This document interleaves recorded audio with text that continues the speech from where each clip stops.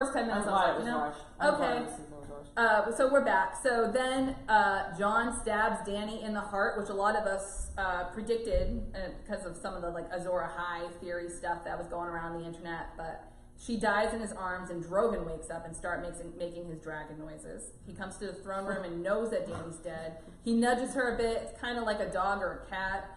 But then he gets pissed and he starts screaming. And he just starts blasting fire. And honestly, if he had roasted Jon in that moment, I would have been fine with it. I would have been so happy. Yeah, I would have been okay. Oh, I was ready for him. I was ready for him to go. I've been done with him. I never liked Jon Snow, I never liked but Jon. I wanted him to live. No, I didn't want him to live. I think like death by Drogon would have been fitting. He's a Targaryen. It was also, it seemed strange to me that he didn't die because he was brought back to life. Yeah. I figured like same with Beric. He had a purpose to serve, killing Dany, and then he was done. And then he was done. And he wasn't. Anyway. But instead he melts the Iron Throne while a softer version of the theme music plays in the background, which was, I guess Drogon's into symbolism, so that's cool. And then he takes Dany into his claws and flies off with her body, never to be seen again.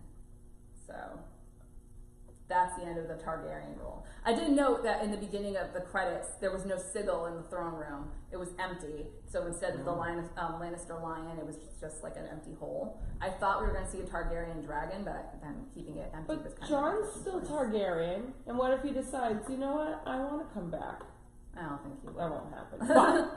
But I'm saying. That was also another weird thing. Like, nothing happened with the whole target Jon being... Yeah, nobody cared. It ended up not being a thing, except it fed Dany's paranoia. Yeah, Jon's ending was the only thing I hated about all of it. Was like, this is it. That's why I felt he should have died. That's why I felt he should have died too. I was like, they're just sending him to the north and he's okay with this? He's the rightful heir. He could have been like, no. Hold on a second. But his whole thing has been that he never wanted power or responsibility. It was foisted upon him. Right, but did he want to go back up to the north? No, he didn't want anything, but he killed the queen. What does Jon want? He said there's still a night watch. Yeah, he was like, really? That's what he said. There's still a night watch. But he was still the rightful heir. So, tell me he isn't going to get a girlfriend. No, I think he was going to live with the wildlings. I don't think... I think he was excommunicating himself from the entire kingdom. I think he was choosing to go with... For now, he just has to wait until he's just going back. Sullied. No, I think he's done. I think he's going to go live with the wildlings. But that's what I was thinking. Like, why doesn't Sansa and Arya just be like, go to Winterfell with us? Wait till the Unsullied leave, and then instead they're like, sorry. Because I don't think that's not like part of like the plan. Sansa has the North, Bran has the Iron Crown. Yeah, why do they need Jon? They don't. They have control of the entire Western. Nobody needs Jon, though. Nobody needs Jon. I don't like him. I can't. He's boring, but. So then we have a huge time jump, and we don't really know how much time has passed, but Tyrion and Jon have scraggly beards now, and apparently Grey Worm has been in charge of the kingdom for whatever amount of time this was. We don't know, but it's like the Unsullied city. God, why didn't he die with the Night King's war? And then Tyrion is brought before a meeting of the remaining lords and ladies of Westeros in the Dragon Pit. It looks like it may be spring because there's no longer any snow in King's Landing, and it kind of looks sunny. Yara and Sansa, like I mentioned this before, their exchange is so boring to me. And then Arya jumping in. Terrible. It's all like petty girl, like mean girls. It's just so stupid. That's not how girls talk to each other. Yara looks horrible. Yara had a rough time trying to take back the Iron Islands. We didn't get to see it, but we could assume it happened. She looked awful. Yeah. So then Tyrion tells them they can pick a king, and of course Edmure is the first one to stand up and plead his cause. And then we get the best line of probably the whole season: "Uncle, please sit down." Yeah. That was cute. Sam proposes democracy, and everybody laughs at him. Tyrion gives a speech, and at this point in the show, I kind of feel like I'm tired of hearing Tyrion give speeches and try to manipulate people to his way of thinking and play politics. Like, I'm done with Tyrion. I think he's trying to manipulate. I think Tyrion was actually being heartfelt in that moment, and I think Tyrion was the saved that episode and saved the whole series. His acting, Peter Dinklage was amazing. The stuff he was given to work with was not good. No, same with all of the actors. Yeah, exactly. No, I think Peter Dinklage saved the entire episode. Without him, that episode would have been. That episode was terrible. I think that episode wasn't saved. Yeah, that episode, there was no saving that episode. It was atrocious. I think it was the only good thing. I mean, honestly. You missed the part where we talked about what we found was positive, and basically none of us had anything to say except for the performances. Yeah. Peter Dinklage. But Tyrion, it's Dinklage. Tyrion says that Bran should be king because he has the best story, but does he though? No. Because how can Tyrion stand in front of Arya, Sansa, or even Davos and claim that Bran has the best story? Bran consistently had the most boring scenes in the entire show, except for the Hold the Door episode. Well, no, now he's not even a human. So it doesn't even make sense.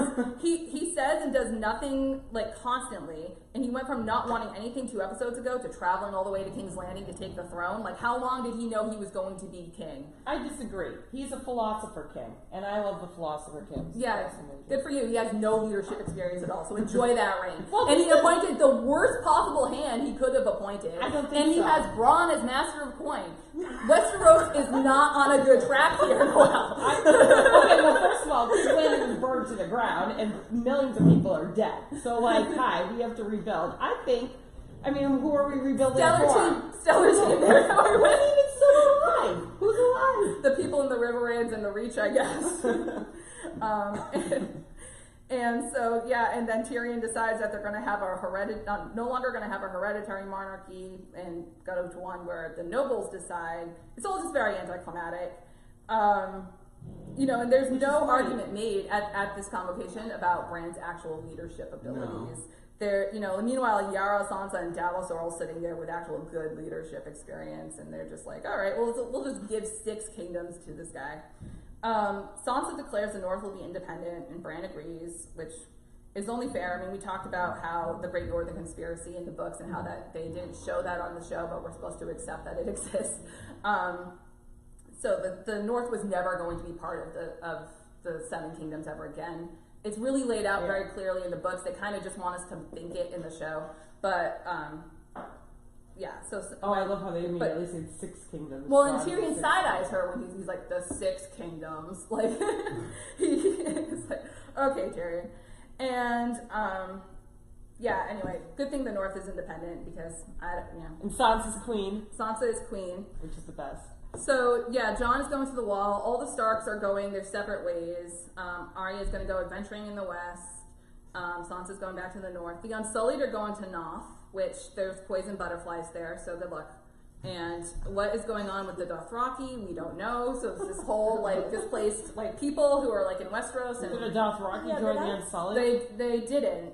Or it wasn't said. They just, the Unsullied boarded the ship. But the Dothraki were just, kind of hanging out. Well, they can just hang out in King's Landing. Nobody lives there anymore. I guess. Were there any survivors? Go back to the Green Grass Sea. That's what I want to know. They didn't even talk, were there any survivors? Well, when you watch Dany standing up on top of the stairs like she's Mussolini or something, there's a bunch of Oh, yeah, that's all I could think about was, So the small council... No, I'm not talking about Dothraki or Unsullied, I'm talking about, actual citizens. Oh, yeah, we saw them walking the street with all their skin burned. I only saw, one. There's only that one. Yeah, but, that when they were really trying to hammer home, how awful Dany was.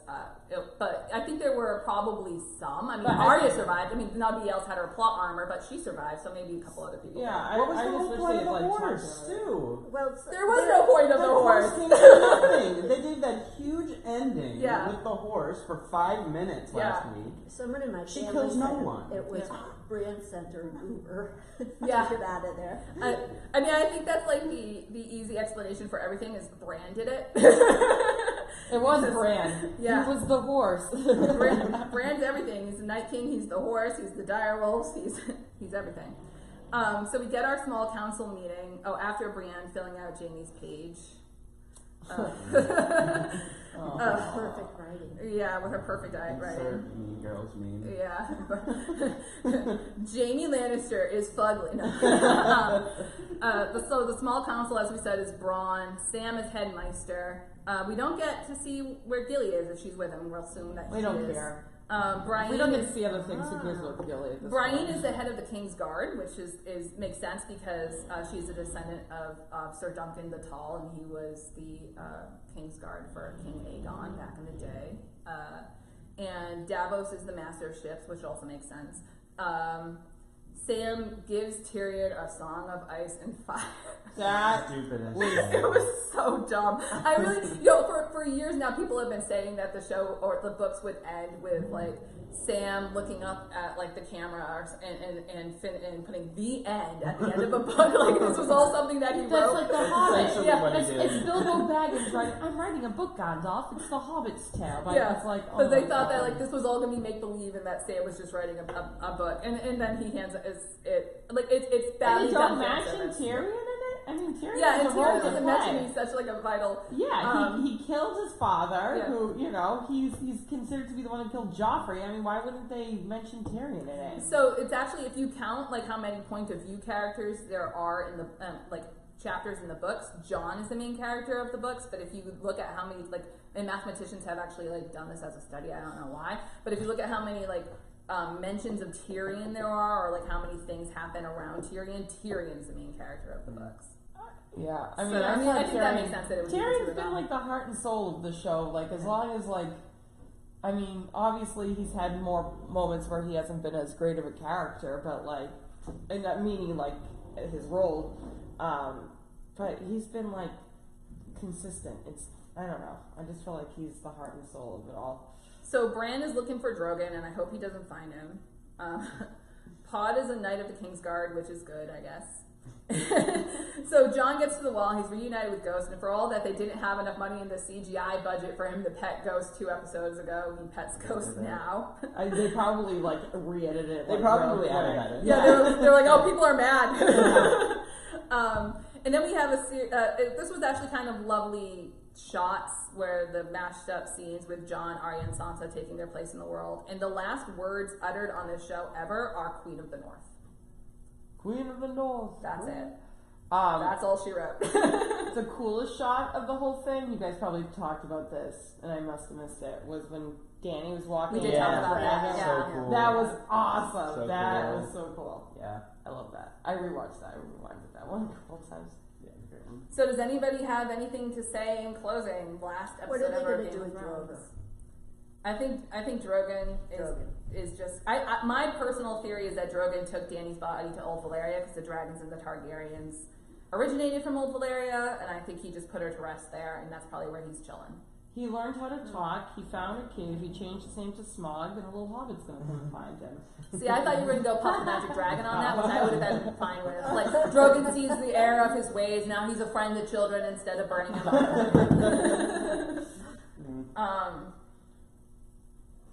So does anybody have anything to say? I liked it. I guess I'm the only one. You're the only one in the entire world. Yeah. Not true. Not true. My aunt and uncle liked it too. Yeah, it was terrible. It was terrible. Oh, I just want. Very I stopped liking the show at season 6 though. I haven't liked Well, the show, which they- I've been very consistent with. Yeah, And this- they started expediting things, and Yeah. we talked about this earlier too. Like they started like really rushing with things in season 5. Yeah. Season 5 even, because that's when they gave Sansa to Ramsay Bolton, which never is part of her story in Right. the books at all. But they were combining things because they were trying to get through it quicker. Yeah, and you could tell. And season 6 was it for me. I stopped liking the show. I only watched it because of Us. And for last season, I was just like, I could care less what happens. Yeah, I love season 6. I thought season 6 was great. They had amazing finale. Yeah. Well, so many times you're on the edge of your seat. That did not happen last night. No, But I'm happy it didn't It was happen so because kumbaya. it was very boring. I mean, it was anticlimactic. They were trying to decide who was going to run the kingdom, and it was the most anticlimactic episode of the entire series.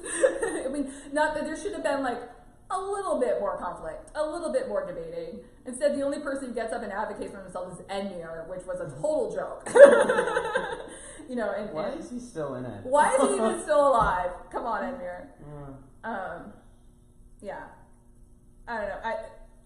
When it ended, I think I texted this to Shane. All I thought was like lackluster, and I'm vaguely disappointed. It's just not, and it does kind of seem like ridiculous that everybody who has done so much and gained so much experience and worked so hard, Bran just kind of rolls up and they just give him the kingdom. There was a tweet I sent it to you that was said that Sansa won the popular vote, but Bran won the electoral college. I don't know, but I mean, it's not like Bran. When you're king, it doesn't seem like you do much. You have everybody else running things for you. I mean, you know. Yeah, well, and I kind of want, like, is he just going to sit in the Godswood and, like, be plugged into the Weirwoods all the time? Is that how he's going to, like, keep an eye on things and just... I love Bron. Yeah, but I think he's awesome. But his role was to be a seer, not... He's a philosophy king. Not He's be a a ruler. Yeah.